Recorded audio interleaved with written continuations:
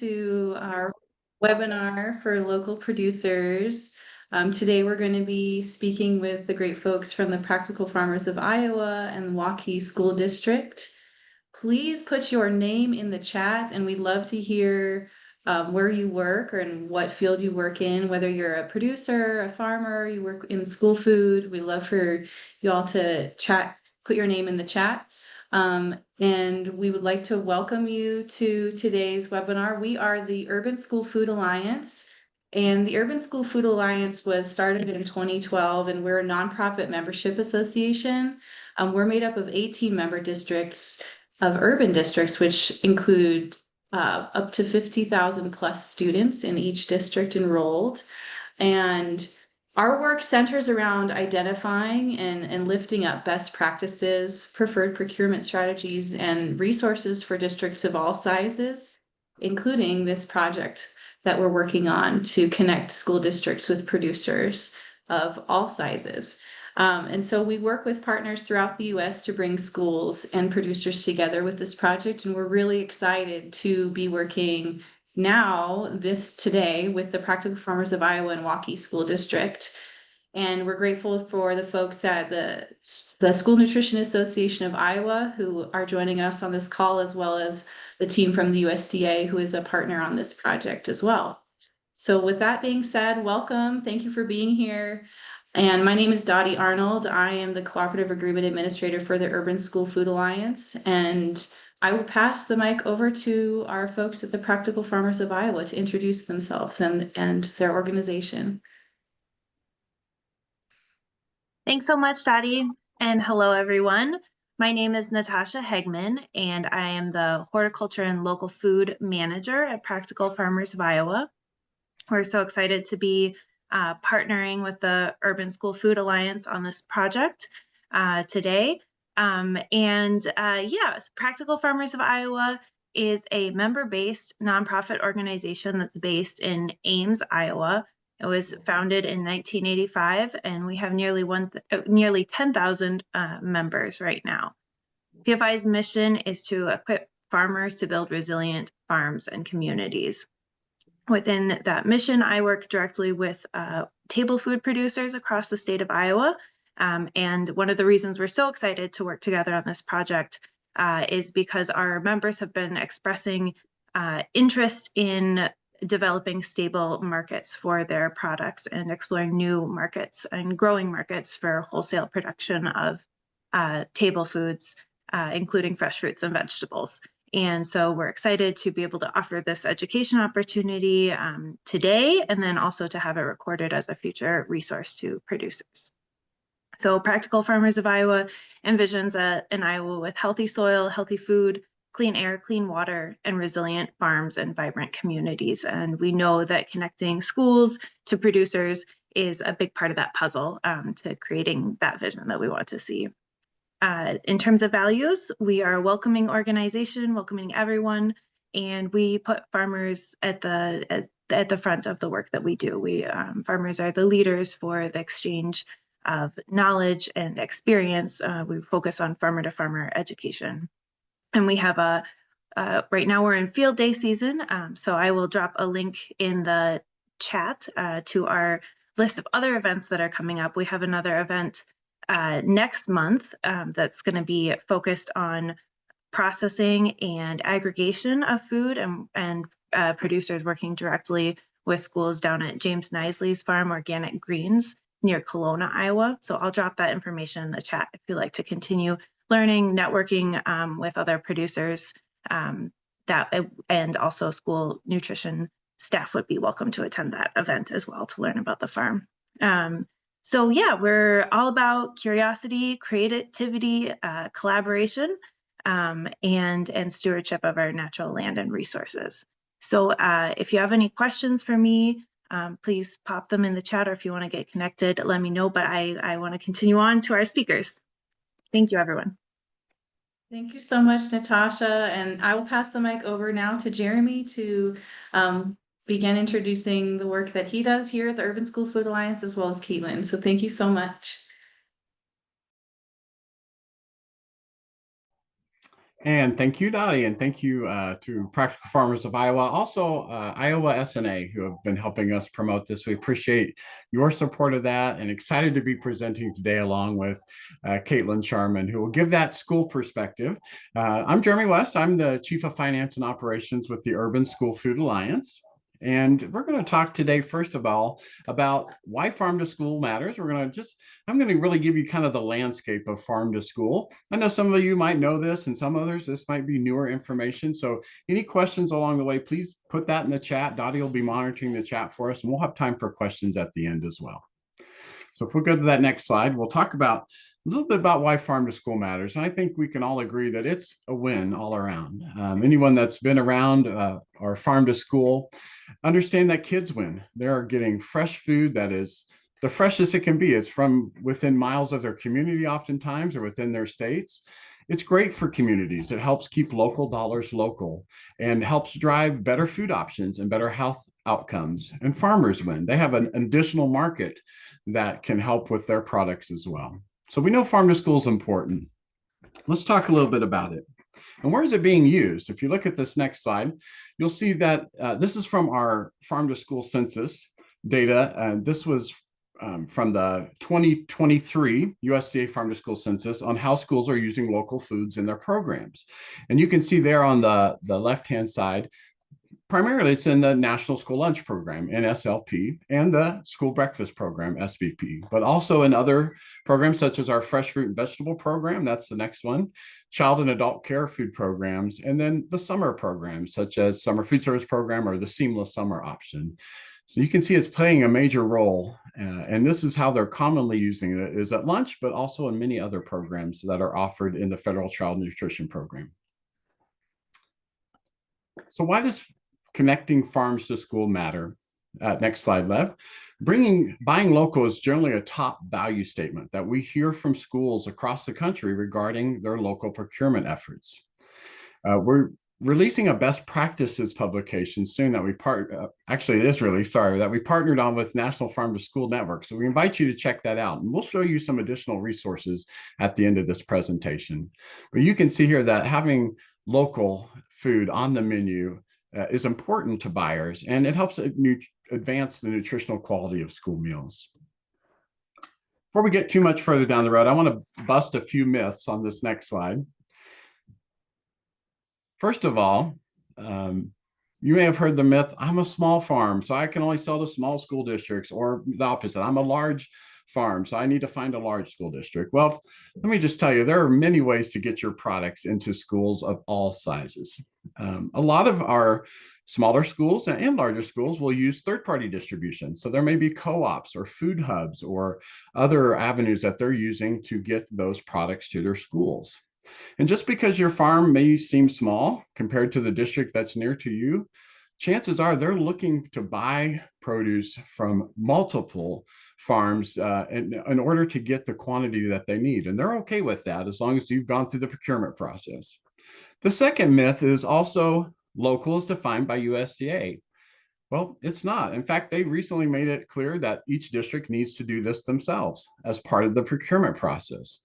And each SFA should create their own definition of local, but keep in mind that your state may have local purchasing incentive programs with a specific definition. So aligning your school district's definition with that incentive program or that grant is a good way to make local more affordable. So districts, if you haven't done that already and you're on this call, define local in your procurement process. And for our producers, as you begin to see those solicitations, that language should be included so that you understand what they're defining as local. Geographic preference is an option. Our child nutrition program offers can voluntarily apply a geographical preference when procuring unprocessed, locally grown or locally raised agricultural products. And that means that those products have to retain their inherent character. So think of a carrot that's now a carrot coin or a shredded carrot. And this can be done through a small purchase or a more formal procurement process.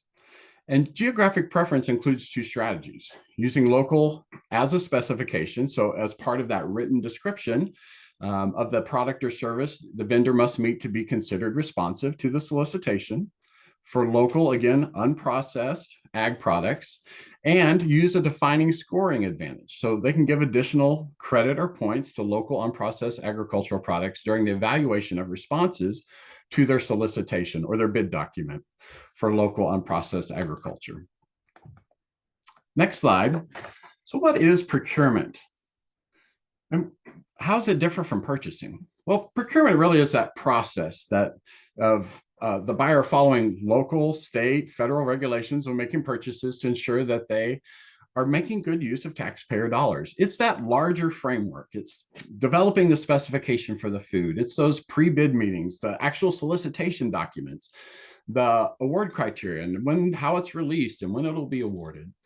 Purchasing, by contrast, is the actual buying of the product. So after they've been procured through that process, at some point you need to buy those products. And so purchasing is actual buying of products that one committed to during the procurement process. And this applies to local purchases as well. A reference toolkit is going to be released soon on this that we will include to those that are on the call today. This will be a resource available to you in the future. Next, we're going to talk about some steps for success. And as I do this, these are some steps that we've thought of.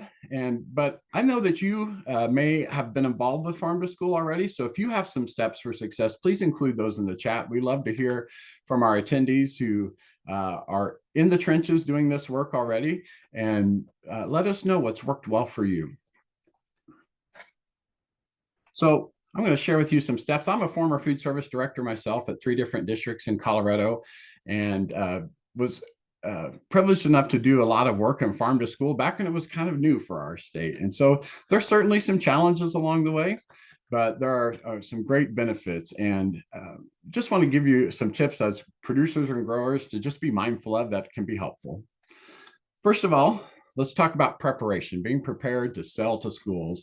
Of course, a food safety plan is going to be important. Your institutional buyers, whether they're schools or others, will always need to have that evidence of an on-farm food safety plan. And of course, GAP certification is preferred. I want you to understand procurement. It's a little different in schools if you've never sold to them than some other types of institutions.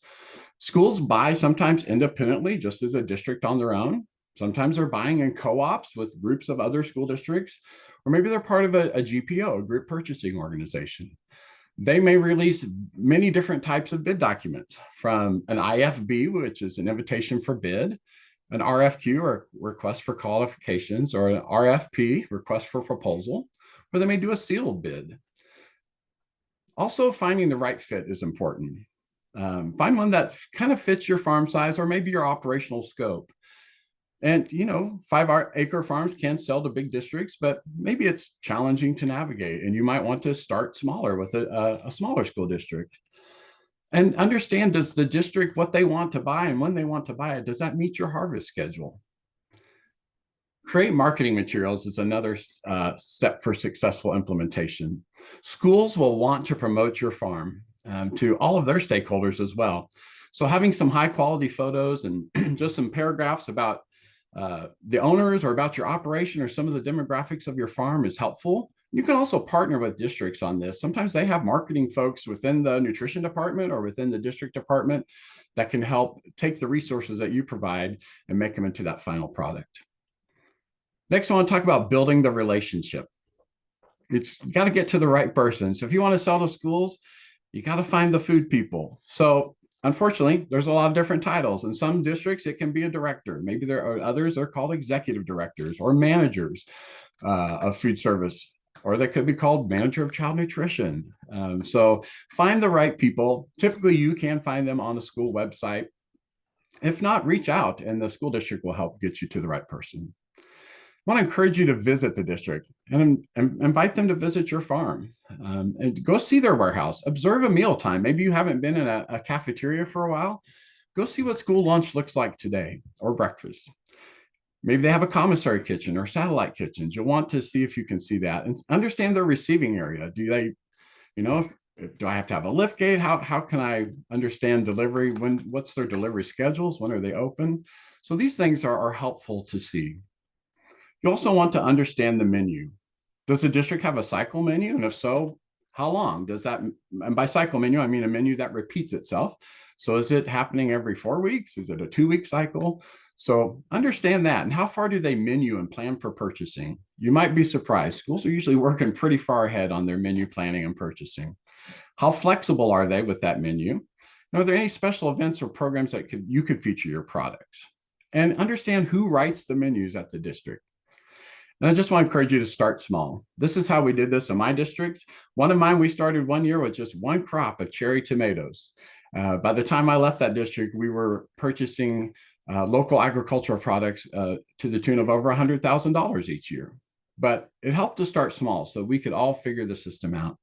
Do one or two crops, or maybe we have Colorado Proud Day where I live, and I know there's an Iowa Proud Day that they like to feature local produce. So just work with them, work with one or two schools or a distributor, maybe an A to Z salad bar. Sometimes those are events schools host. All right, next slide. Just want to continue with these steps, excuse me, for successful implementation. Communicate and educate. This is how we're going to keep it going. Unfortunately, food service directors, by and large, they don't speak farm very well. Some do. I was not one that spoke farm very well. And by that, I mean, I didn't understand, I wanted to buy things in piece counts and cases. And my growers, they wanted to sell bushels and pounds and other things like that. And so it took time for us to understand each other's language. I didn't understand that if I really wanted to help my growers be successful, that they're ordering their seeds in December in Colorado. And I wasn't even thinking about my next year's farm to school needs until the end of January. So understand, the seeds, the planting, the harvesting, help communicate that to your food service folks at schools, because sometimes they just don't understand that. And what are some other additional services that you could offer, like field trips, maybe value-added products or contract growing for specific crops? I had one grower that we wanted to buy ears of corn from, and they offered that they could, for an additional fee, they could remove the husk and the silk from it. And so that's helpful to know that we had that resource available. Let's go to the next slide. We're going to talk about food safety. And we know that everybody has a role in this, from the growers and producers from the very start to how it gets distributed and how the schools handle those products, but also the regulatory environment to keep everyone safe. Next slide, a little reality check for food safety. There's, producers have some things they need to think about. Schools have some things they need to think about. But all school vendors, not just local ones, have to follow applicable federal, state, local, and or tribal food safety regulations and requirements. And it's up to other schools to determine if they want to set additional requirements above and beyond, such as annual water testing or product liability insurance or GAP certification or an on-farm food safety plan.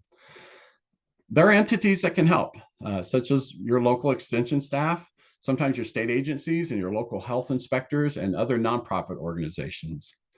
Maybe you know of one that's specific to Iowa. If you do, please put that in the chat. We don't want this to be a roadblock, but it's certainly an important building block to having a successful farm to school program. We can't get around food safety, nor do we want to. And so we want everybody to do their part to keep food safe for our kids. Let's talk about kickstarting your program. We'll just go to the next slide and then right on into the next one. Let's talk about the big picture, the grower's role here. So maybe you're ready to dive into farm to school program, but might feel a little uneasy about the food safety aspect. Here's, just to continue on with that, just a few next steps to get you moving in the right direction. Start by reviewing your HACCP plan. Now, some people don't know what that is, maybe. So HACCP, H-A-C-C-P, that's really just a systematic approach to identifying, evaluating, and controlling food safety hazards. And so, but a HACCP plan is taking that and putting it in a written document, which is based upon the principles of HACCP, and then delineates the procedures to be followed. So it really is a great framework to have in place. If you already have a plan, just make sure it's up to date and can be provided electronically to buyers. By and large, that's how they'll request it. If you need to establish one, you can check out USDA, FDA, or other or the National Farm to School Network websites for resources that can help connect you with your local school and institution. Other things to think about as grower soil. We know that there are regulations regarding use and application when you can do that for manure, soil additives, and land. Of course, water has to be from an approved source. Worker hygiene is very important. Maybe you don't have a good hand washing station, you can rent or buy portable hand washing stations. But make sure that that's being monitored too. Are staff washing their hands when appropriate? Are there facilities for them to use when they need to? Your growing practices, of course, these are things that you know probably as growers and farmers, but just some reminders. Just making sure that you're following the laws and preventing potential for contamination from animals on your land or other pesticides. What's your harvesting practices like? Have you established those? Are they being monitored? Do you have the right equipment like harvest bins and places to store these and refrigerated areas when needed? And how can you ensure traceability? Maybe through stickers or barcodes, but be prepared for that request. And compliance and training, keeping good records, and work with your local health agency and offer assistance. Sometimes your buyers, schools, may have a knowledge gap. So offer to spend some time with them or recommend some training materials that they can use with their staff.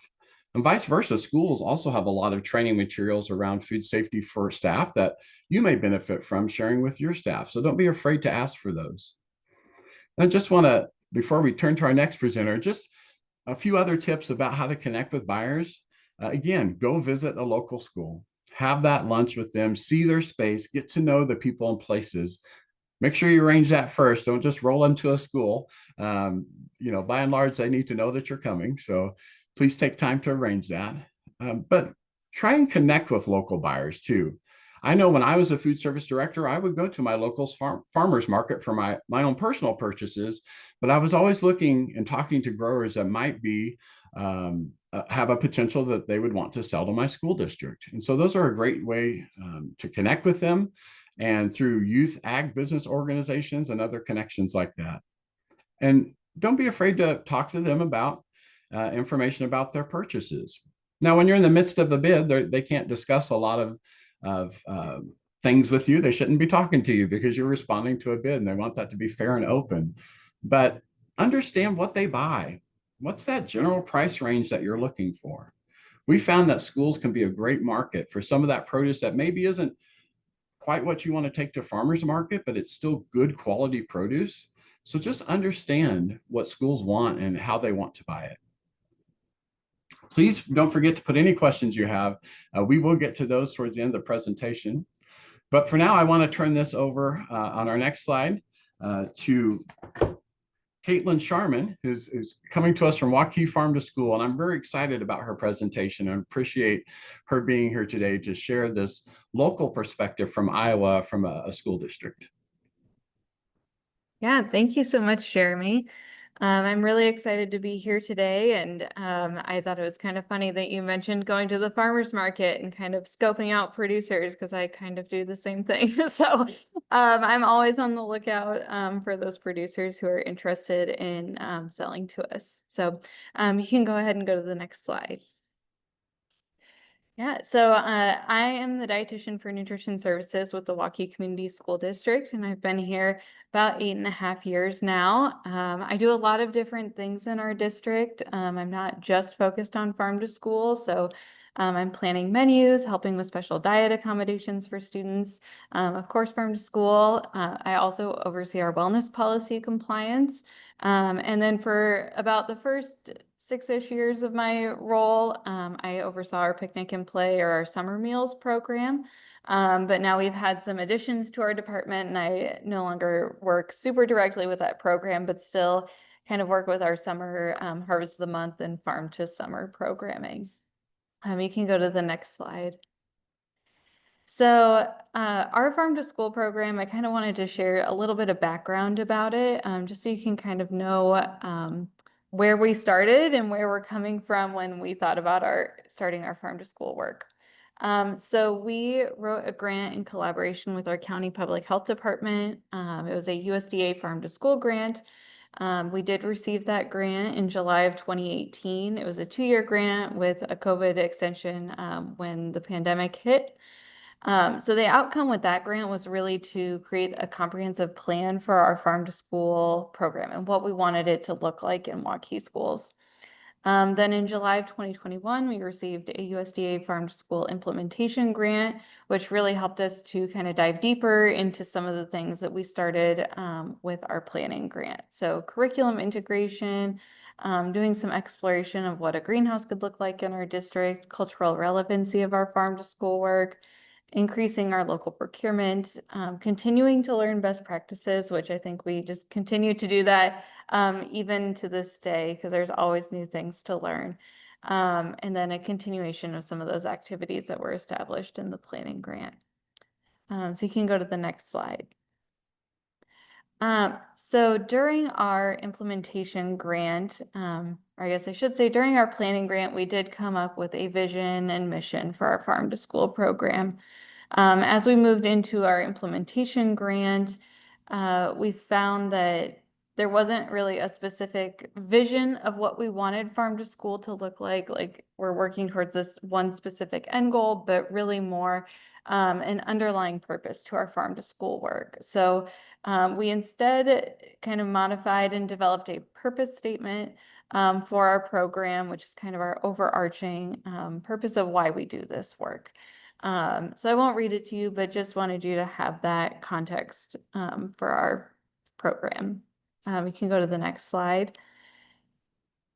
We do still have a mission statement because there are those tangible things that we still do in our farm to school work that are kind of the big broad pieces. So really looking at how do we get students to discover agriculture through interactive experiences, which can be field trips, virtual field trips, farmer visits. There's lots of things that are encompassed within this. Connecting them to the local food system, deepening their curiosity of the natural world, and discovering how to nourish their bodies so they can thrive beyond the years they spend in school. So you can go to the next slide. And as we developed our purpose and our mission, we really found these underlying values to our farm to school work. So being innovative, challenging the norm of how students are taught, really building community, and bringing what we do in Waukee to other folks so that other people can benefit from our experiences. Creating a sense of belonging for our students, and then believing in possibilities and hope for the future. So we can go to the next slide. So really we have three core focus areas in our farm to school program, which really closely mirror the National Farm to School Network model. So we focus on nutrition education and local procurement, just like National Farm to School Network's model. But then we did broaden a piece of their model that was more focused on school gardens to hands-on agricultural experiences. Because we are a big district. I didn't really put a demographics slide in here, but we have about 13,500 students, and we will now have, let's see, 19 school buildings. We're adding a new one next year. So we are growing and rapidly changing, and knowing that not all of our buildings might be ready to jump into a school garden because it is a pretty big commitment. We wanted to still have other opportunities where students can be learning about agriculture in maybe different formats than just a school garden space. We love school garden spaces. They're really awesome, but just to give more opportunities for students throughout the district. So you can go to the next slide. So this is a graphic that kind of gives just like that big picture overview of what we're doing in farm to school. Again, you can see those three core focus areas, and then within those different focus areas, you can see the programming that's offered. So we are participating in some of the statewide initiatives like Iowa Local Food Day, Great Apple Crunch, Farm to Summer, and even some other programs, the Switch program, which is now called the Clover Power program. They switched names this year. So lots of different things that we're doing under the umbrella of Farm to School. We can go to the next slide. So today I'll focus a little bit more in on the local food purchasing because that's what this audience is most interested in. But if you have questions about other things that we do, feel free to ask. So you can go to the next slide. So like Jeremy talked about, defining local is a local decision. So our farm to school committee during our planning grant process decided on a 3-tiered approach. So within local for Waukee schools, we encompass these different tiers. So true local, kind of, or what I refer to as our true local, is something that is produced within the state of Iowa. So most of the time when we're referring to local, we're meaning it's produced in the state of Iowa. We do have some products that are ultra local, that they're produced within a 50-mile radius of Waukee. I would say it's less common that we serve an ultra local item just because there aren't as many producers that are super close to us. And then we did also encompass regional within our definition because there are some great producers that are just outside of the state line of Iowa that we didn't want to lose those opportunities to purchase some of those items. It also aligns a little bit closer with our produce distributors definition of local. So there's still some more opportunities for us to work even through our regular produce distributor as well. You can go to the next slide. So I wanted to give kind of a brief history of what local food purchasing has looked like for us. So we began purchasing local food regularly starting in 2018 with our USDA Farm to School grant, which is really when our formal farm to school programming kicked off. We started local purchases with only local apples for Iowa Local Food Day at our secondary buildings. So it was a one-time purchase, just apples and just at secondary buildings. So very small in comparison to where we are now.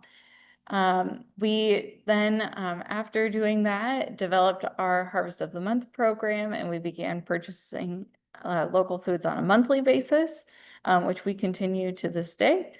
And then during the pandemic, we did add purchases of Country View Dairy yogurt because we weren't able to get our national brand yogurt during the very beginning of the pandemic, but knew we could turn to this local source that we had purchased from in the past for Iowa Local Food Day. So from kind of the beginning-ish of the pandemic through school year 23-24, we regularly purchased local yogurt from Country View Dairy. And then, like I said, we've continued our Harvest of the Month program and participating in Iowa Local Food Day, the Great Apple Crunch, and Farm to Summer throughout the school year and into the summer. And then we've done some one-time purchases too from other producers who have reached out directly, like over the winter. This year, we had an orchard reach out that they had a bumper crop of apples. And so they wanted to sell us some apples that they had in storage from the fall. And so we did just a one-time purchase of those apples. So some of those kind of one-time things have popped up here and there as well. And then our highest recorded yearly purchases was $108,000 or about $108,000. So you know, to go from just apples, like as a one-time purchase to $108,000 in local food purchasing is a big span, but it's been really exciting to see our opportunities grow and really see us provide some of that market space for our local producers. So you can go to the next slide. So just to give a snapshot of kind of like what are some of those things that we have purchased before, because you might be wanting to know, like, what is a school even wanting to buy? So these are just some examples of things that we have done, and you can kind of see the seasonality throughout the year. I always feel like April and May are our hardest months to find local foods because the season hasn't quite kicked off and there isn't a whole lot growing yet. So we're relying on some of those maybe more year-round items, especially at that time of year. Even in the winter, you know, you can still get apples and like some of the storage crops. But then by April and May, it seems like those things tend to run out from the previous year's harvest. So I always feel like that's a hard month, which not everybody sees it that way. They would think like, oh, winter is going to be hard because nothing's growing. So just kind of a perspective from where we're at. So you can go to the next slide. So just to give a snapshot of what we're looking at this year, we're trying to bring in some new items. Some things we like and fall in line with celebrations like October, the Great Apple Crunch. But we're trying to integrate some other new items, like trying to do some more local protein choices. Even potatoes are something we've done it in the past once, but we didn't do it at all of our buildings. So this year we want to try doing it at all of our buildings, K through 12. So we're looking at some new things, trying to bring in some maybe more unique items like the viola blooms or microgreens, just to expose students to maybe some different options that they haven't seen before. So you can go to the next slide.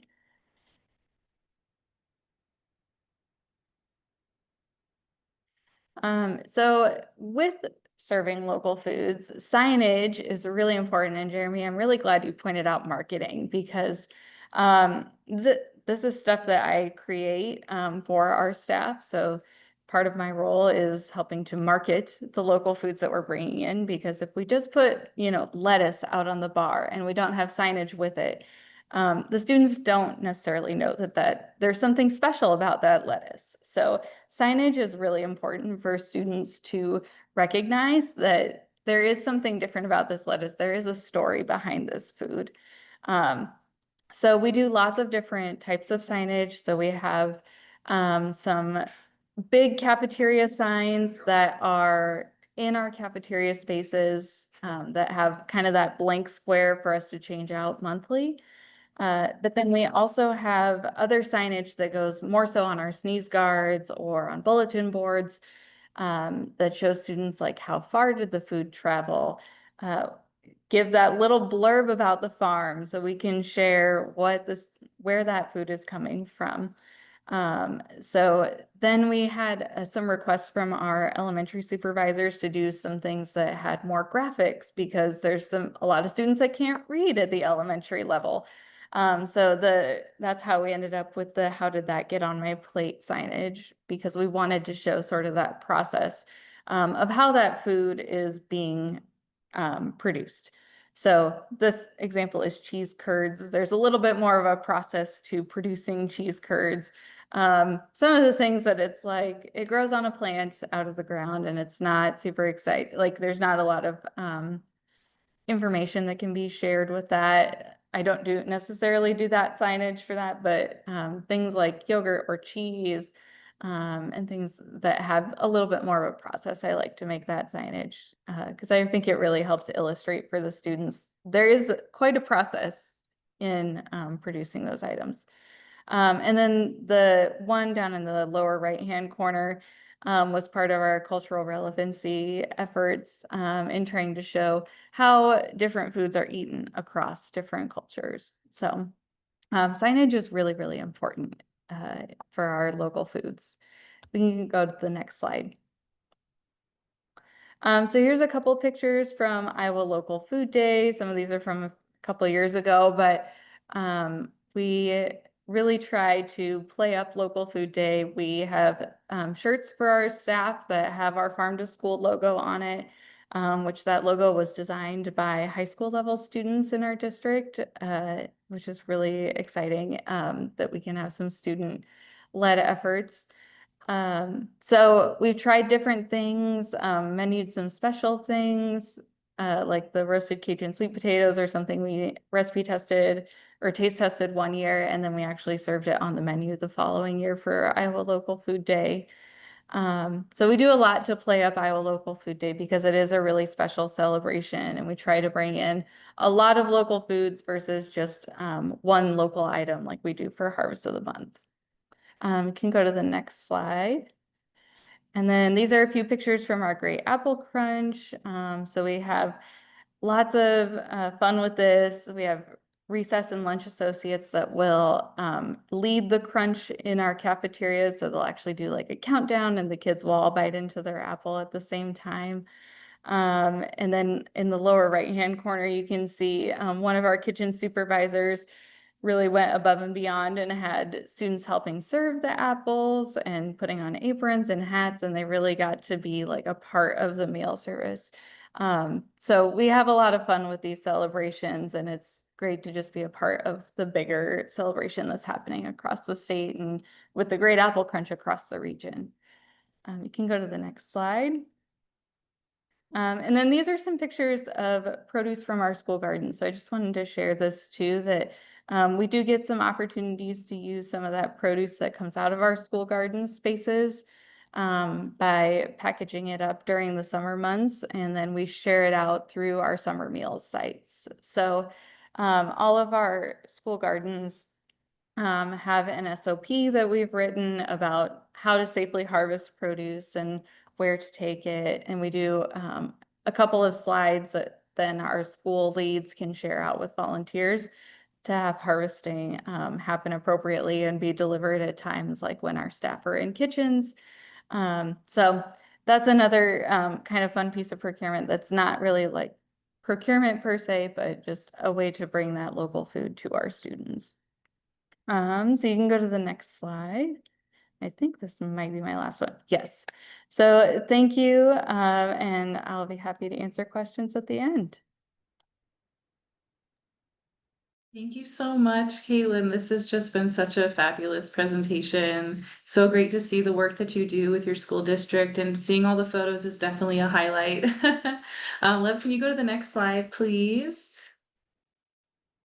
So we do have some time now for a Q&A, and we wanted to open the floor for folks to just ask some questions if you have any. I know we have one question in the chat that we'll kick it off with, talking about the 108,000 that was spent, and wondering what is that as a percentage of your total food spend? If you have the answer to that, you could share it with us.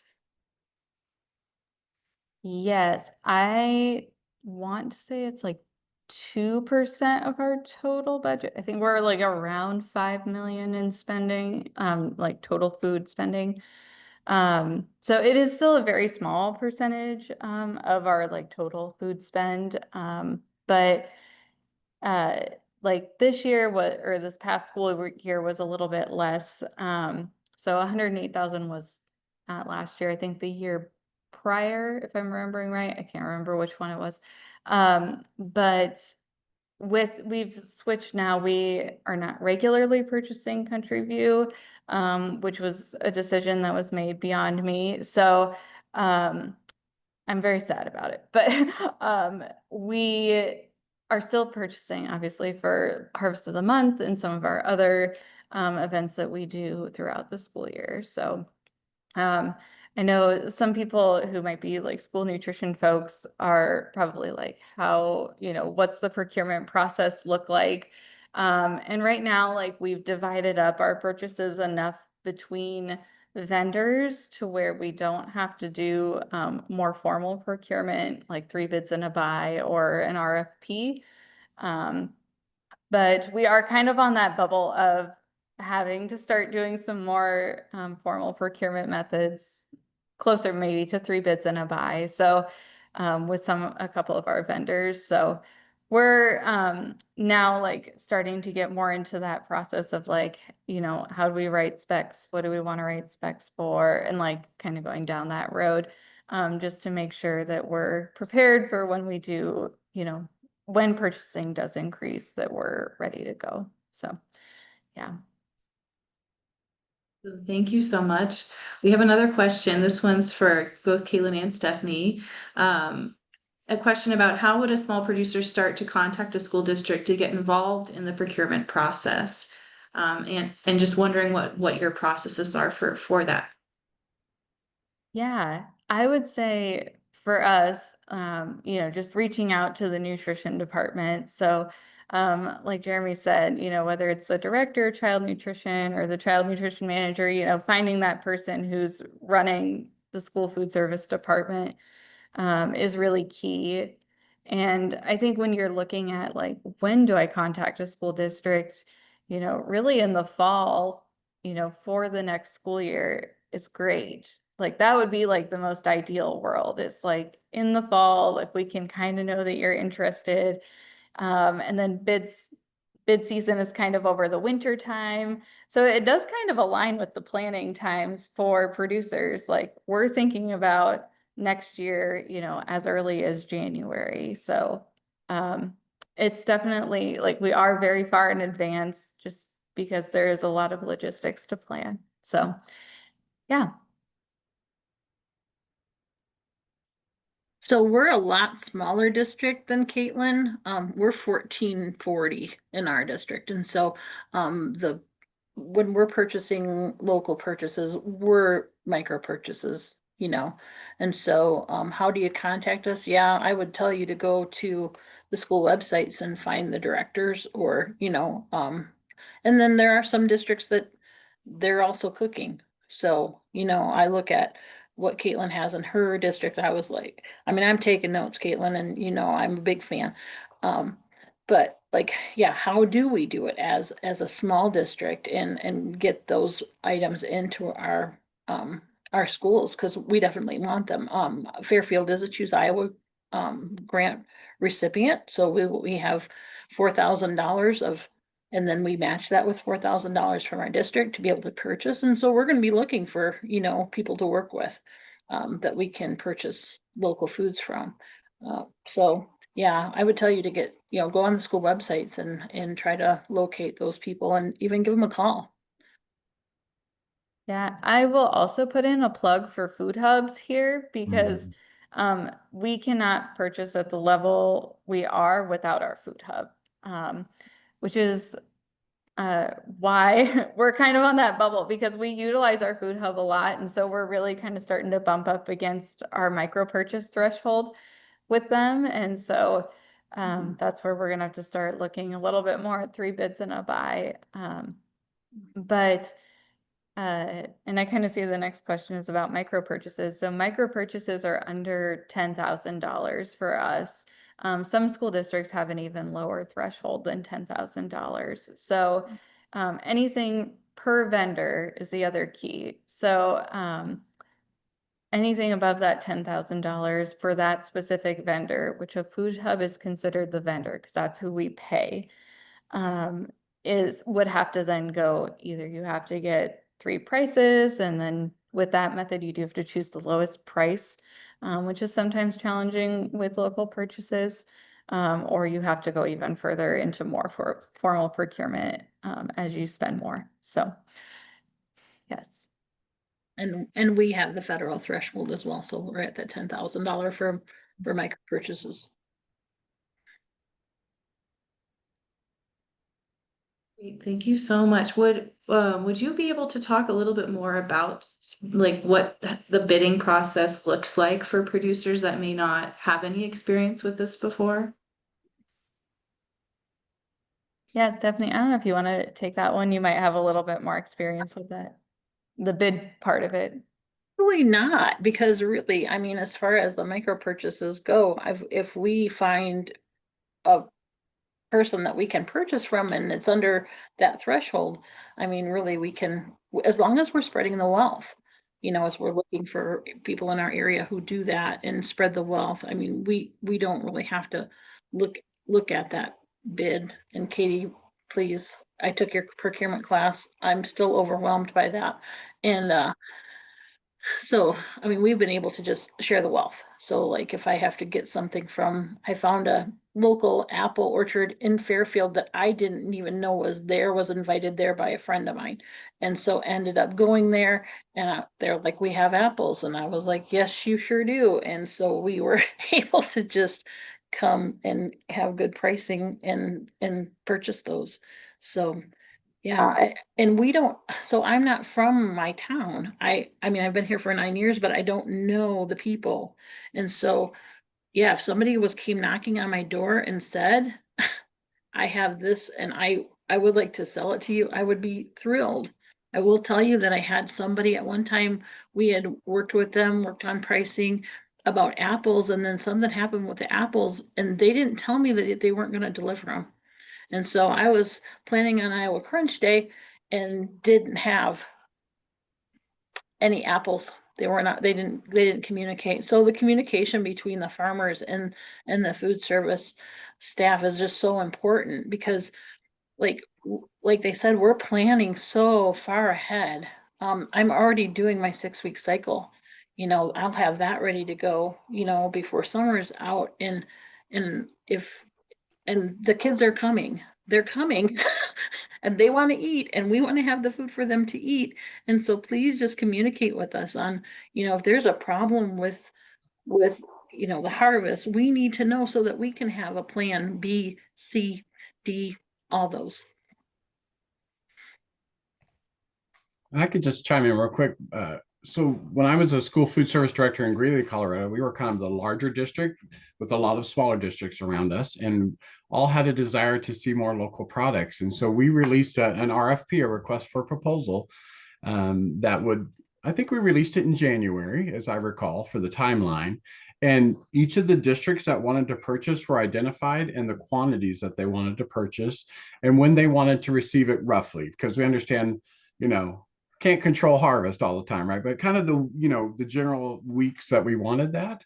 And then we did a pre-bid call where folks could, ask some questions ahead of that, and then the bid was released. And then it was evaluated based on the criteria that we had. And we identified that in the RFP. All of our specifications were in the product. So if we said Apple, we kind of had, this is what size we're looking for, whether it was a 113 or whatever. And then each of us were in charge from our district. So let's say there was 5 districts. They were in charge of awarding it to the buyers. So, and some buyers didn't want to sell. I was in Greeley, but maybe they were closer towards Fort Collins, which is a little ways from there. And so they didn't want to sell to Greeley, but they wanted to sell to Fort Collins. And that was okay. We had a provision for that in the RFP so that the producers could really, tailor it to who they wanted to sell to. But a lot of them were okay with selling to the whole region of us. And so we were able to include criteria around geographic preference and some provisions around delivery that help get our local producers to the table. And it was about a 6 to 8 week process from the time you do that, which is, you want it to be that way so that the word can get out and that people have time to respond and ask those questions and have them answered.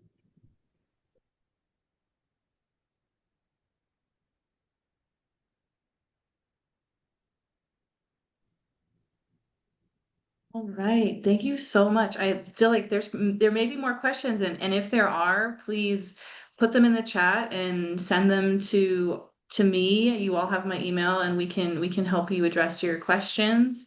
We'll also, this whole presentation is going to be sent out to everyone who registered, and we also have some other documents that we'll include for your reference as well there on kind of some of this terminology and some examples from some districts as well. And one of the next things we just wanted to touch on before we head out from this call is some resources. So Lev, if you could go to the next slide, it might be 2 slides. Yeah, this slide. So I wanted to just briefly touch on this again. All these links will be active for you when you get this presentation. There's some really great resources out there in terms of understanding how to bring your product into the school atmosphere. One of those is a toolkit created by the National Farm to School Network and the USDA. It's called Bringing the Farm to School. It's a training program document for agricultural producers. There's also really great resources on the USDA Farm to School website, as well as the National Association of State Departments of Agriculture does a lot of really great work around the country. Each state's agricultural department, has resources for producers to understand, the public health and all the aspects of growing and producing and selling in your specific state, as well as the county health department. And we have some great resources as well on our website. This QR code will take you to those resources. If you want to learn more about getting into the depths of school food procurement, we have training PowerPoints available that kind of give you a bigger snapshot at procurement, as well as a lot of other resources you'll find on that website.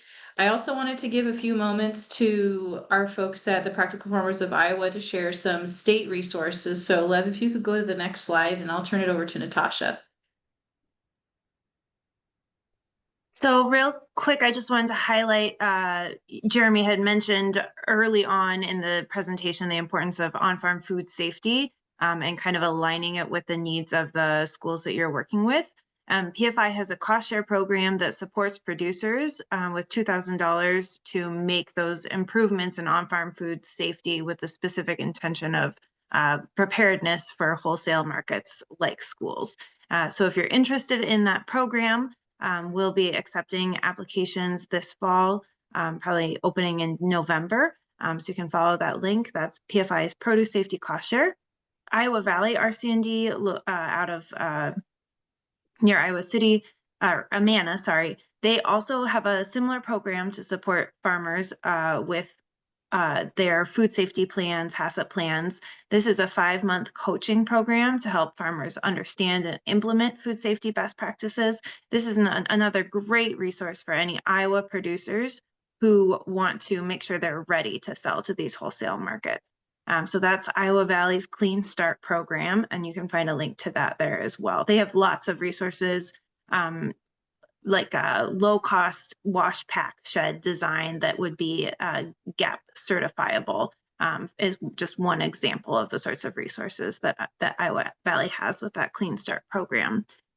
So check that out. And then I also love that Caitlin mentioned their strong partnership with their food hub, which is Farm Table Delivery, servicing Southwest Iowa.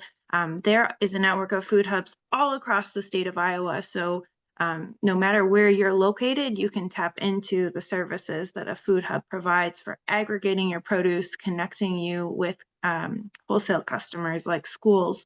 And this looks really different with each food hub that you might work with. Some benefits are that they could help with the logistics of delivery. They can help with the communication. Food hubs are trained to speak both farm and school, and so they can be kind of the perfect intermediary to connect your farm with the school market.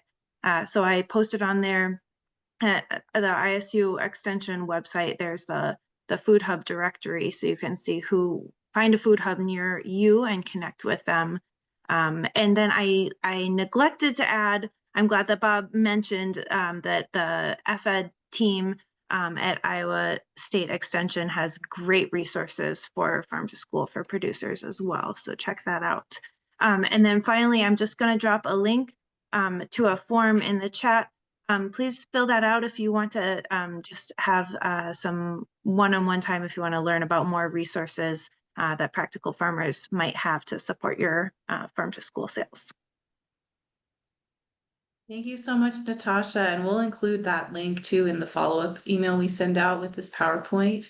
Lev, you could go to the last slide. I believe it's the last slide today. So we just wanted to thank you all for being here. This was really great presentations from Caitlin, from Natasha, from Stephanie. Thank you so much for being here and joining us on today's webinar. We're really excited to be building relationships, connecting school districts to producers of all kinds, whether you're a producer growing vegetables, we work with livestock. We just welcome you into this conversation. If you have any further questions, please don't hesitate to reach out to me. My email is in this PowerPoint as well as in the emails I sent out about registration. And we'll be sending out the follow-up soon, which will include this PowerPoint as well as some other resources. And stay tuned as well for the recording. We'll be able to send that out as well soon. So thank you again for being here. We hope you have a great rest of your week. To all the producers on the call, thank you for the work that you do for bringing food to feed our children. So thanks everyone and have a great rest of your day. Thank you.